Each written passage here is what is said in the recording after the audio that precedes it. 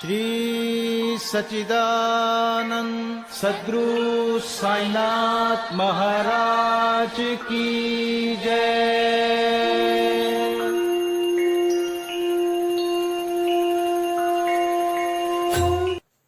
दामन में खुशियां भर देते हैं साईं, जीवन को सुखमय कर देते हैं साईं। सुमिरन करता है जो मन से साईं का, उसकी हर विपदा हर लेते हैं साईं। ओम श्री साईनाथाय नमः। आदरणीय साईं भक्तों, आप सभी को हृदय की गहराइयों से सादर प्रणाम। साईं ज्ञान गंगा के सभी एपिसोड्स को पसंद करने के लिए आपका दिल से आभार। आशा करते हैं कि साईं ज्ञान गंगा का ये नया वीडियो भी आपको अवश्य पसंद आएगा। पसंद आने पर आप इस वीडियो को लाइक अवश्य कीजिएगा और अपने सभी जानने वालों तक इसे अवश्य पहुंचाइएगा। इसको ज्यादा से ज्यादा शेयर कीजिएगा और यदि आपने अभी तक हमारे चैनल को सब्सक्राइब नहीं किया है तो प्लीज अभी सब्सक्राइब कीजिएगा। तो आइए शुभारंभ करते हैं साईं ज्ञान गंगा का। ये सब कथाएं अति मनोरंजक हैं।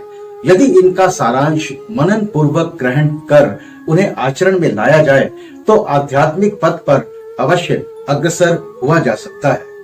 श्री साईं मूलतः निराकार थे, परंतु भक्तों के प्रेम वश ही वे साकार रूप में प्रकट हुए। माया रूपी अभिनेत्री की सहायता से इस विश्व की बृहत नाट्यशाला में उन्होंने एक महान अभिनेता के सदृश अभिनय किया।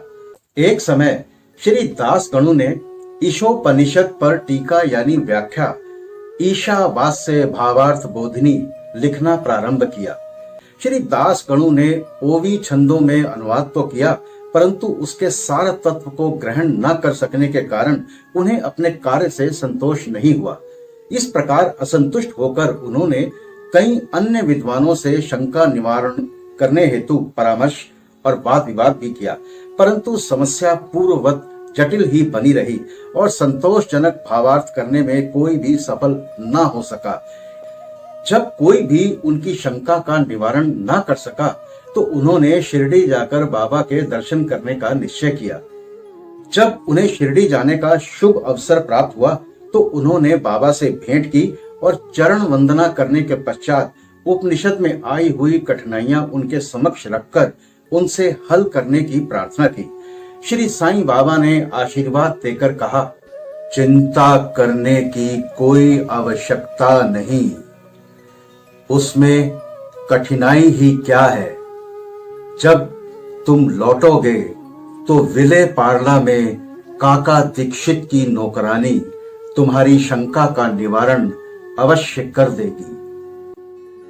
वहां उपस्थित लोगों ने जब ये वचन सुने तो वे सोचने लगे कि बाबा केवल विनोद ही कर रहे हैं और कहने लगे कि क्या एक अशिक्षित नौकरानी भी ऐसी जटिल समस्या हल कर सकती है।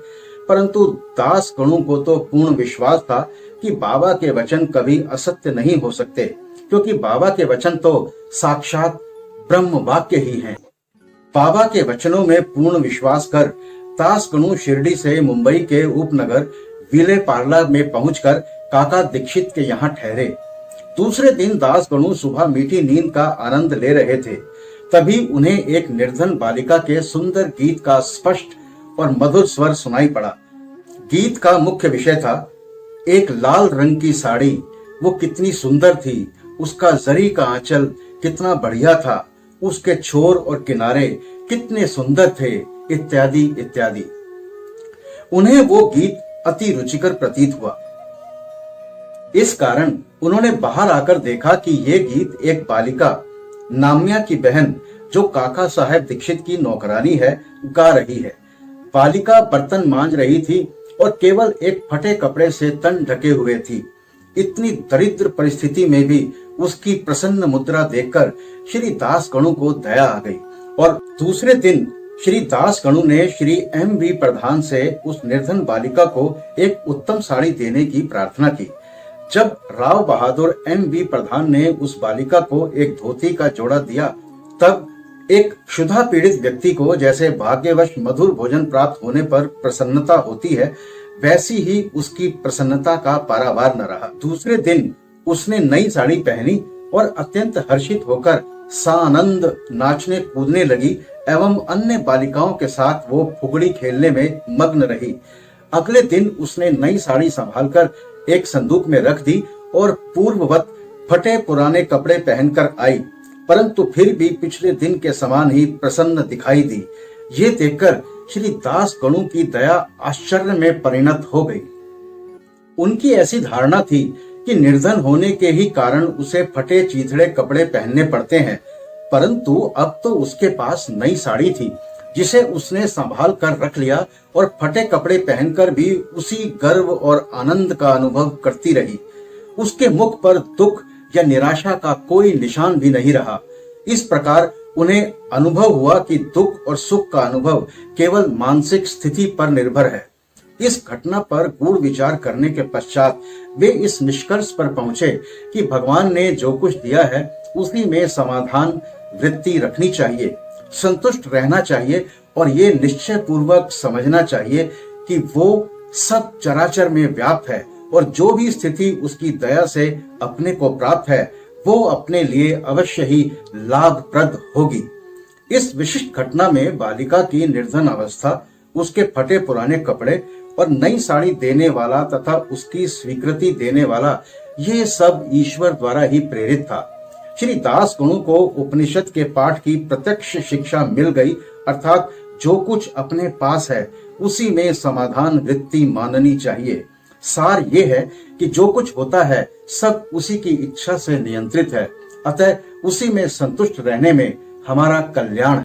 इन सब घटनाओं से ये विदित होता है कि बाबा की शिक्षा देने की पद्धति अद्वितीय और अपूर्व थी। बाबा शिरडी के बाहर कभी नहीं गए, परंतु फिर भी उन्होंने किसी को मछिंद्रगढ़, किसी को कोल्हापुर या सोलापुर साधनाओं के लिए भेजा। किसी को दिन में और किसी को रात्रि में दर्शन दिए, किसी को काम करते हुए तो किसी को निद्रा अवस्था में दर्शन दिए और उनकी इच्छाएं पूर्ण की। भक्तों को शिक्षा देने के लिए उन्होंने कौन कौन सी युक्तियां काम में लाई, इसका वर्णन करना असंभव है। इस विशिष्ट घटना में उन्होंने श्री दास गणु को विले पार्ला भेजकर वहां काका दीक्षित की नौकरानी द्वारा समस्या हल कराई। ईशोपनिषद की मुख्य देन नीति शास्त्र संबंधी उपदेश है। हर्ष की बात है कि इस उपनिषद की नीति निश्चित रूप से आध्यात्मिक विषयों पर आधारित है, जिसका इसमें वृहत रूप से वर्णन किया गया है। उपनिषद का प्रारंभ ही यहीं से होता है कि समस्त वस्तुएं ईश्वर से ओतप्रोत हैं। ये आत्म विषयक स्थिति का भी एक उप सिद्धांत है और जो नीति संबंधी उपदेश उससे ग्रहण करने योग्य है वो ये है कि जो कुछ ईश कृपा से प्राप्त है उसमें ही आनंद मानना चाहिए और दृढ़ भावना रखनी चाहिए कि ईश्वर ही सर्वशक्तिमान है और इसलिए जो कुछ उसने दिया है वही हमारे लिए उपयुक्त है। ये भी उसमें प्राकृतिक रूप से वर्णित है कि पराये धन की तृष्णा की प्रवृत्ति को रोकना चाहिए। सारांश ये है कि अपने पास जो कुछ है उसी में संतुष्ट रहना, क्योंकि यही ईश्वर की इच्छा है। चरित्र संबंधी द्वितीय उपदेश ये है कि कर्तव्य को ईश्वर इच्छा समझते हुए जीवन व्यतीत करना चाहिए, विशेषतः उन कर्मों को जिनको शास्त्र में वर्णित किया गया है। इस विषय में उपनिषद का कहना है कि आलस्य से आत्मा का पतन हो जाता है और इस प्रकार निरपेक्ष कर्म करते हुए जीवन व्यतीत करने वाला ही अकर्मण्यता के आदर्श को प्राप्त कर सकता है। अंत में कहा है कि जो सब प्राणियों को अपना ही आत्म स्वरूप समझता है तथा जिसे समस्त प्राणी और पदार्थ आत्म स्वरूप हो चुके हैं, उसे मोह कैसे उत्पन्न हो सकता है। ऐसे व्यक्ति को दुख का कोई कारण नहीं हो सकता। सर्वभूतों में आत्मदर्शन न कर सकने के कारण भिन्न भिन्न प्रकार के शोक, मोह और दुखों की वृद्धि होती है। जिसके लिए सब वस्तुएं आत्म स्वरूप बन गई हों, वो अन्य सामान्य मनुष्यों का छिंद्र अन्वेषण क्यों करे। ये एक साधारण सा नियम है कि गत जन्मों के शुभ कर्मों के फल स्वरूप ही हमें संतों का सानिध्य और उनकी कृपा प्राप्त होती है। उदाहरण के तौर पर हेमाड पंत स्वयं अपनी घटना प्रस्तुत करते हैं। श्री हेमाड पंत अनेक वर्षों तक मुंबई के उपनगर बांद्रा के स्थानीय न्यायाधीश रहे। पीर मौलाना नामक एक मुस्लिम संत भी वहां निवास करते थे। उनके दर्शन के लिए अनेक हिंदू, पारसी और अन्य धर्मावलंबी वहां जाया करते थे। उनके मुजावर यानी पुजारी ने हेमाड पंथ से भी उनका दर्शन करने के लिए बहुत आग्रह किया, परंतु किसी न किसी कारणवश उनकी भेंट उनसे नहीं हो सकी। अनेक वर्षों के उपरांत जब उनका शुभ काल आया, तब वे शिरडी पहुंचे और बाबा के दरबार में जाकर स्थायी रूप से सम्मिलित हो गए। भाग्यहीनों को भला संत समागम की प्राप्ति कैसे हो सकती है? केवल वे ही सौभाग्यशाली हैं जिन्हें ऐसा अवसर प्राप्त हो सके। इस संसार में संतों द्वारा लोक शिक्षा का कार्य चिरकाल से ही संपादित होता आया है। अनेकों संत भिन्न भिन्न स्थानों पर किसी निश्चित उद्देश्य की पूर्ति के लिए स्वयं प्रकट होते हैं। यद्यपि उनका कार्यस्थल भिन्न होता है, परंतु वे सब पूर्णतः एक ही हैं। वे सब उस सर्वशक्तिमान परमेश्वर की संचालन शक्ति के अंतर्गत एक ही लहर में कार्य करते हैं। उन्हें प्रत्येक के कार्य का परस्पर ज्ञान रहता है और आवश्यकता अनुसार परस्पर पूर्ति भी करते हैं। प्रगट होए सब संत जग, रहि सभी चिटकाय, भाषा क्षेत्र प्रदेश हित, भजन ईश को गाय।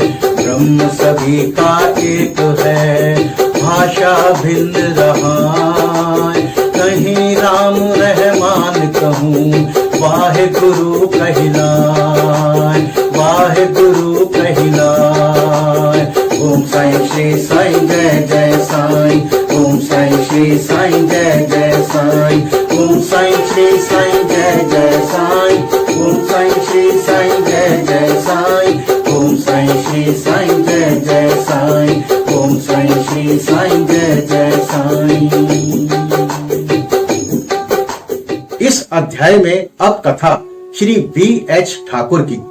श्री B.H. ठाकुर रेवेन्यू विभाग में एक कर्मचारी थे। वे एक समय भूमि मापक दल के साथ कार्य करते हुए बेल गांव के समीप वट गांव नामक ग्राम में पहुंचे।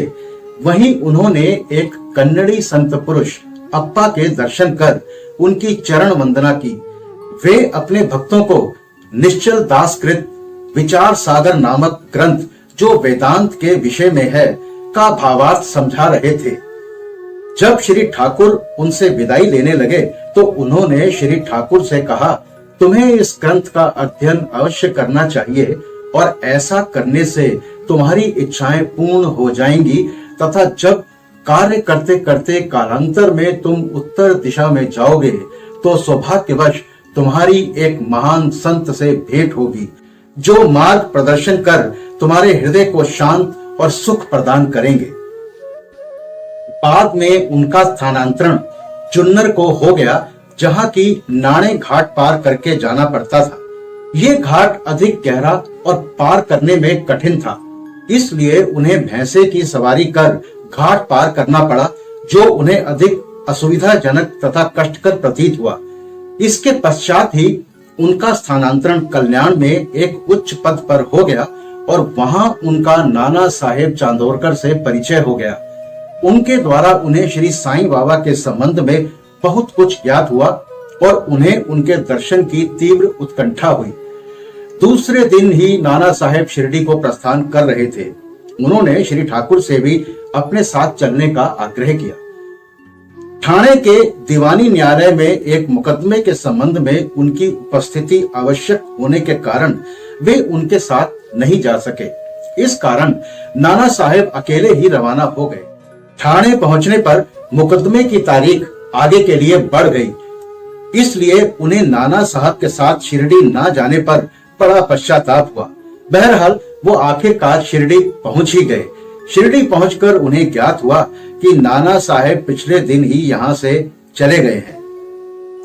वे अपने कुछ मित्रों के साथ, जो उन्हें वहीं मिल गए थे, श्री साईं बाबा के दर्शन को गए। उन्होंने बाबा के दर्शन किए और उनके चरण कमलों की आराधना कर अत्यंत हर्षित हुए। उन्हें रोमांच हो आया और उनकी आंखों से अश्रु धाराएं प्रवाहित होने लगी।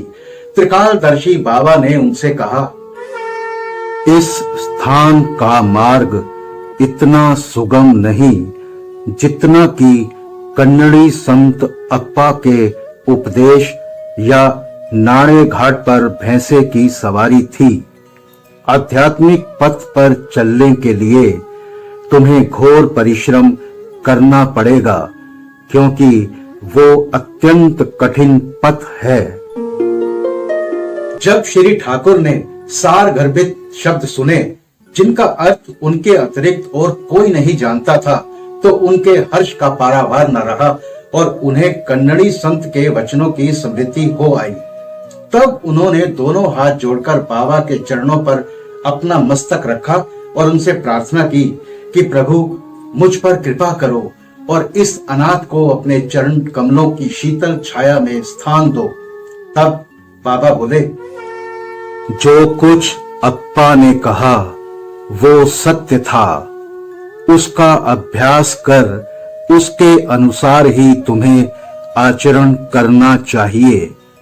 व्यर्थ बैठने से कुछ लाभ नहीं होगा। जो कुछ तुम पठन करते हो उसको आचरण में भी लाओ, अन्यथा उसका उपयोग ही क्या। गुरु कृपा के बिना ग्रंथावलोकन तथा आत्मानुभूति निरर्थक ही है। श्री ठाकुर ने अभी तक केवल विचार सागर ग्रंथ में सैद्धांतिक प्रकरण ही पढ़ा था, परंतु उसकी प्रत्यक्ष व्यवहार प्रणाली तो उन्हें शिरडी में ही ज्ञात हुई। एक दूसरी कथा भी इस सत्य का और अधिक सशक्त प्रमाण है। पूना के एक महाशय श्री अनंतराव पाटणकर श्री स्वाई बाबा के दर्शनों के इच्छुक थे। उन्होंने शिरडी आकर बाबा के दर्शन किए। दर्शनों से उनके नेत्र शीतल हो गए और वे अति प्रसन्न हुए। उन्होंने बाबा के श्री चरण छुए और यथा योग्य पूजन करने के उपरांत बोले, मैंने बहुत कुछ पठन किया, वेद वेदांत और उपनिषदों का अध्ययन किया तथा अन्य पुराण भी श्रवण किए, फिर भी मुझे शांति नहीं मिल सकी, इसलिए मेरा पठन व्यर्थ ही सिद्ध हुआ। एक निरा अज्ञानी भक्त मुझसे कहीं श्रेष्ठ है।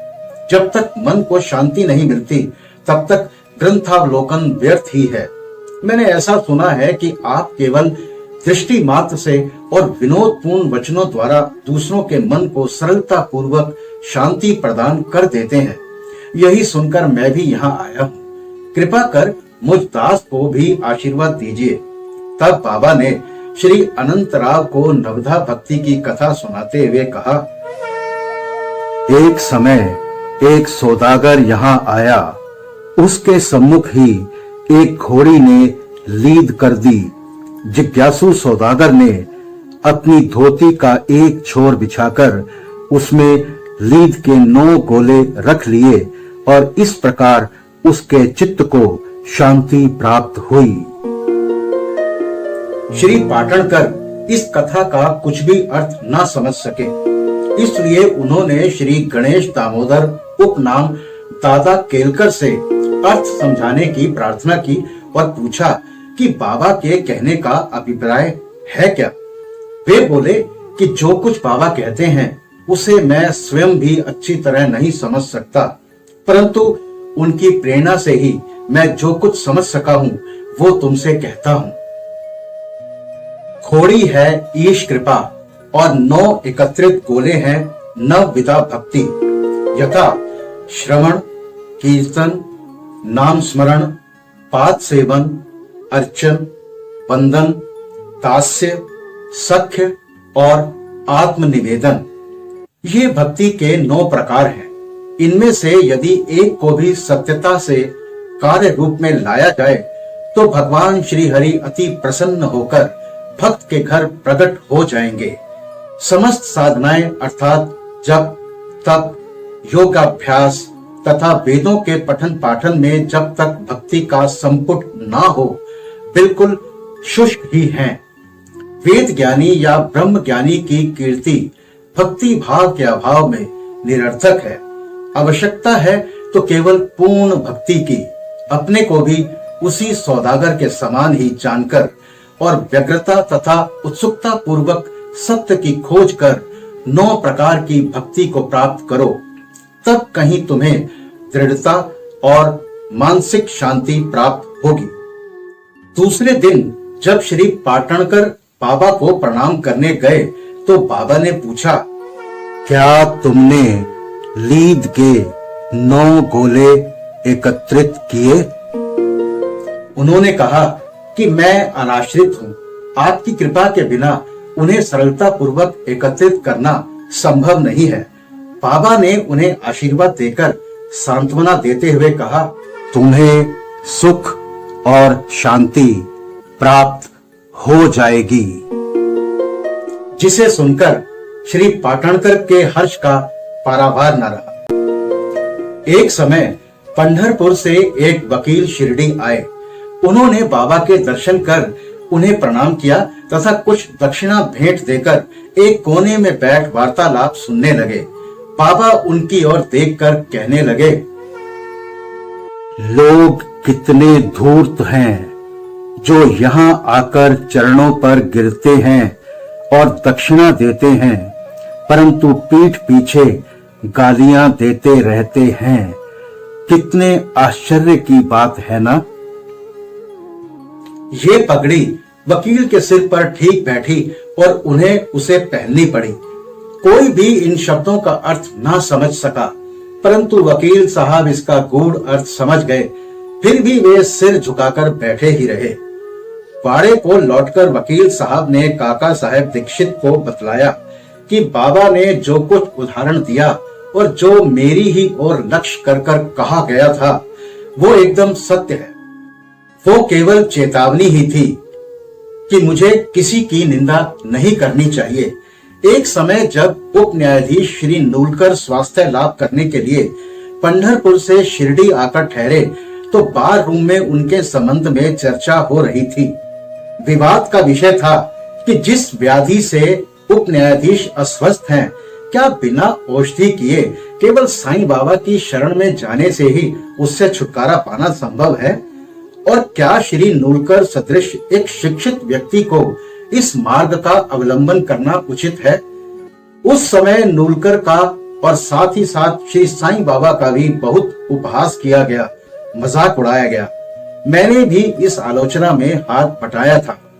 श्री साईं बाबा ने मेरे उसी दूषित आचरण पर प्रकाश डाला है। ये मेरे लिए उपहास नहीं वरन एक उपकार है, जो केवल परामर्श है कि मुझे किसी की निंदा नहीं करनी चाहिए और ना ही दूसरों के कार्यों में विघ्न डालना चाहिए। शिरडी और पंढरपुर में लगभग 300 मील का अंतर है।